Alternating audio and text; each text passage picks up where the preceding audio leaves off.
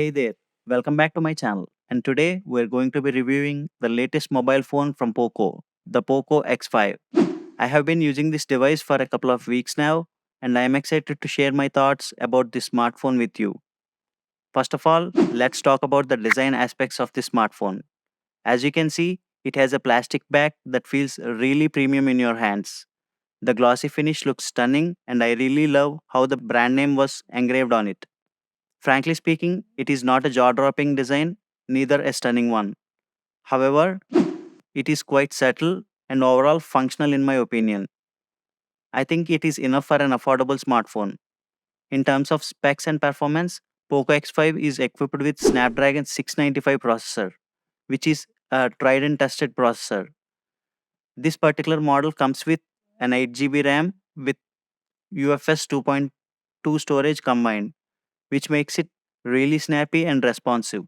The app launches are quick, and I haven't experienced any lags or slowdowns in the UI, thanks to the 120Hz refresh rate that it comes with. Overall, performance is where the smartphone outshines every other device in this segment, and a big thumbs up for it.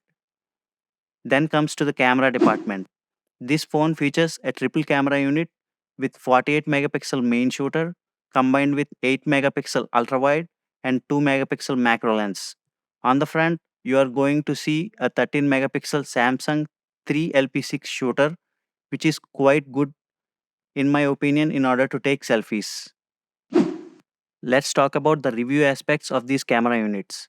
The camera quality is fine in brighter lights and shining environments, but when it comes to low light, you are going to let down with some noise here and there, decolorization, and high saturation. The HDR is good, however, it feels really good in capturing the details only in the brighter lights. The same applies to the lens on the front as well. Video performance was also subpar and nothing interesting. Overall, it has a functional camera. I think this is yet another segment the brand has took necessary step in order to make this phone more affordable, and there are no complaints for me regarding that. And if you are a gamer, you will be happy to know that this particular model can handle every demanding game out there. I have been playing some games on it, and overall the output looks amazing, and the display is stunning when it comes to gaming. Plus, this phone comes with 5000 milliamp hour battery combined with the 33-watt fast charging capabilities. This will make the phone last all day with normal usage. Overall, this phone has a larger battery and charging are a huge plus for the smartphone. And if you are looking for an affordable smartphone range with some good battery backup, this is where your search ends. So that ends the review of the smartphone. So what are the pros and cons of this smartphone? On the positive side, it has an amazing performance, bigger battery, better fast charging capabilities, functional design, and 120Hz refresh rate combined with an AMOLED display at this price range. On the negative side, you have the camera system that took a serious toll and not so great design.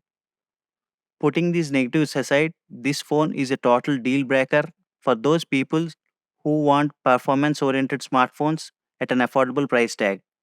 This is one of the best smartphone I have used so far, and I'm really impressed with its price range.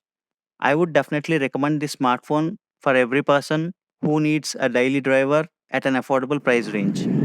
So that's it for now. Thank you for watching this video throughout the end. Follow me for more interesting tech stuff. Peace.